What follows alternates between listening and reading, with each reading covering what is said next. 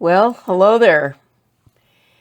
When I announced that I was going to do a video on grief, I was surprised at how many responses I received from people who wanted to share their experiences as well. I have to admit that this was a difficult video for me to make, and there was many starts and stops. It touched on my own trauma very deeply, and as I reflected on the subject of grief, so many things emerged, and it just took me time to gather my thoughts and put it all together so I could present it well for you. I decided to make this into a series because the stories are so great, and I want to honor each of these people for their strength and their courage and their endurance. I feel the way that they've managed these tragedies will give support and encouragement to others. Grief is so personal, and I don't want to dismiss or minimize anyone's experience by overshadowing each of their stories with other people's testimonies. I plan to cover the grief process in multiple videos, but I want to commit this particular video to one person. Her name is Nina. She has given me permission to share her testimony. The compounded events in her life are so amazing that one has to ask themselves, how did she ever survive these devastating losses? I've known her for about 20 years. We worked together in a treatment center in Oklahoma where she was a nurse and I was a substance abuse counselor. I worked there for 14 years, and there were many stories that came out of that experience. I've shared many of them in previous videos, and there'll be more to come. It was a residential treatment center, so the patients would be there a minimum of 20 to 30 days. And oftentimes we got pretty close, and of course in therapy we got very intimate, and they would tell of details that were extremely disturbing and sad. But over the years, I've seen many triumphs. They stayed in touch with me and they wanted to share their victories, and I'm grateful for that. That was probably my greatest and most enjoyable work experience. I learned a lot. Nina's story begins when she was returning home from work one night. Actually, it was an evening shift, so it was 2 a.m. She found her husband beaten to death, lying flat on his back in a pool of blood that went down to his knees with his arms crossed over his chest. She recalled his beautiful blue eyes being wide open. Being a nurse, she dropped to her knees to do CPR. However, she knew it was too late. His glasses were stuck to the side of his head where he had been beaten so badly that his face was smashed in on that side and the glasses were affixed to his face by the blood. Someone had come into the home looking for drugs and crushed his head so severely that part of his dentures had been knocked out of his mouth as he was laying there on the floor. She called 911 immediately to report it and spent the rest of her night and most of the next day answering questions from OSBI and the DEA. The perpetrators had done all of this for his medications. No time to grieve. The thieves had torn the house up, stole their money and several other things. They later found out, when law enforcement came to the house with some photos, that she actually recognized one of the perpetrators. No time to grieve. This person had actually lived with her and her husband. When he was 17, he stayed with them. They'd invited him into their home. And over the years, he also had a daughter that also lived with them from time to time. And so, to add to the tragedy of the loss of her husband, there was the tragedy that she'd brought these people into her home and they betrayed her. No time to grieve. In an amazing turn of events, the young man who had stolen the drugs overdosed, and they found his body 2 days later. The second offender was 35 years old. He was prosecuted and ended up in prison with a 35-year sentence. No time to grieve. Niner reports that in spite of being given 35 years, he was also given the possibility of parole. And so he comes up for another parole this coming year. She suspects he's going to be released on good behavior. There's an irony in that. And still there's no time to grieve, because she has to relive that horrible experience repeatedly, writing letters to the parole board every time his parole time comes up. He's only served 11 years. So there's no time to grieve. So here, this sustained and prolonged trauma has interrupted her ability to fully grieve. And she has to live this experience over and over and over again, every time she has to appear when this man comes up for parole. But she's determined to honor her husband and make sure she gets justice for him. Interestingly enough, prior to this sentence, the murder of Nina's husband, this creep, was already on parole for domestic violence and beating up women.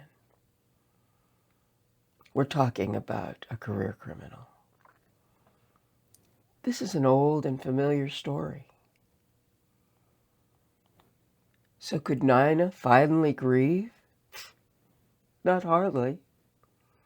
There's no time to grieve when you're in the throes of battle, and you'd think that it was enough for one person to endure, but a few years later, on her front lawn, she found her youngest son dead from suicide. Now, she'd lost her husband, and she'd lost her son. There's a special kind of grief associated with suicide. It creates a lifetime of what ifs and whys. If I'd have been there, and there's no resolution, and there's no comfort.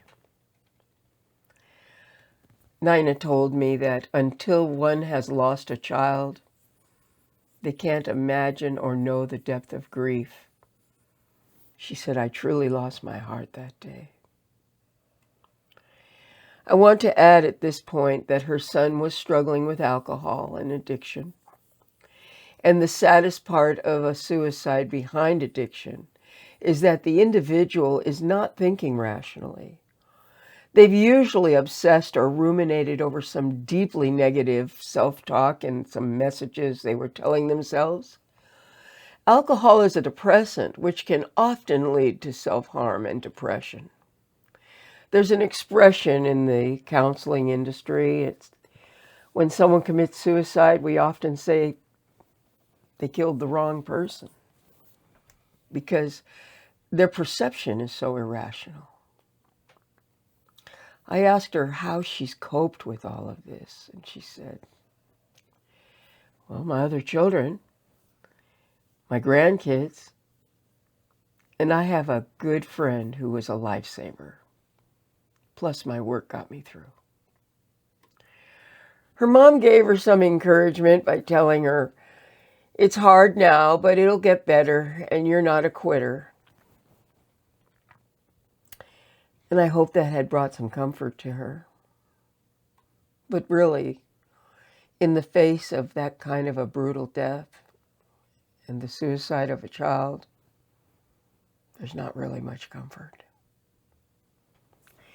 The reason I reached out to Nina is to let her know I was doing these videos, and because ever since the brutal death of her husband and the suicide of her son, she has posted every morning for years a greeting, a report, or a positive statement memorializing each of those gentlemen. I have not seen a more faithful individual, but the years of commitment on a daily basis reinforces how deep the grief runs and how vital it is to be able to grieve. She reported that just as she was getting to a place where she could breathe,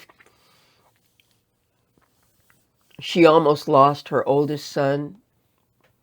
He was 20, and he got electrocuted while working on the power station installing sprinkler systems. She said he shut down the city, all the electricity for 5 miles square, causing him to fall from a 20-foot ladder. He was on fire.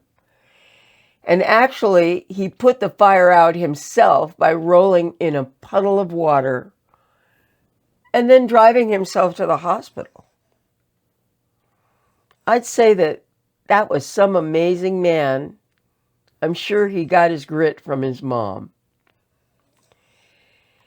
So Nina said when she got to the hospital, her son was peeling the skin off of his arms and was then transported to the burn center and was in treatment for months.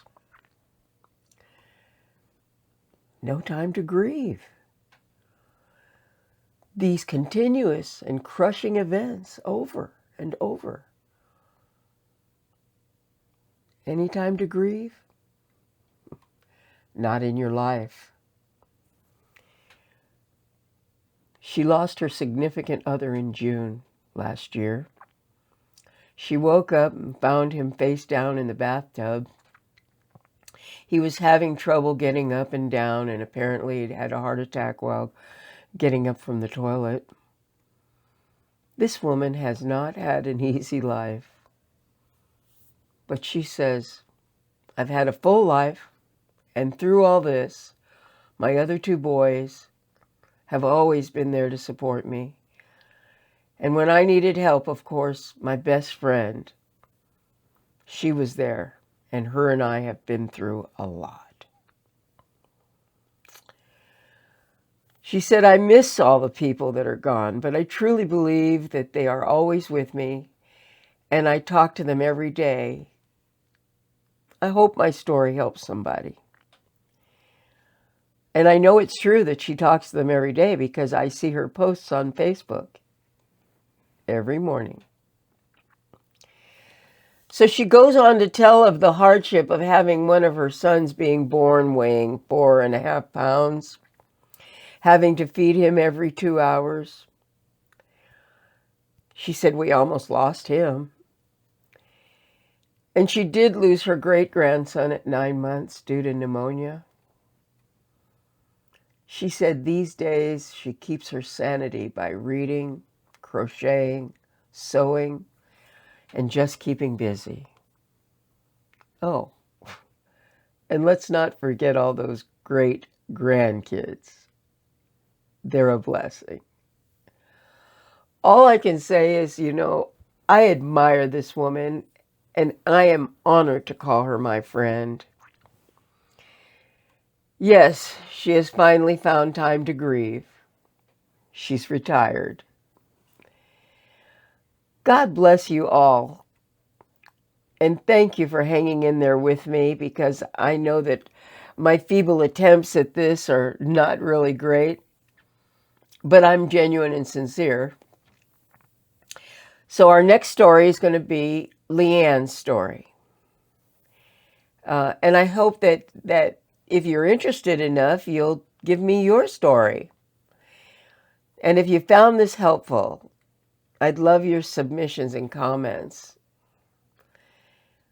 I'm open, and here I am. So I hope you have a fabulous day, God bless.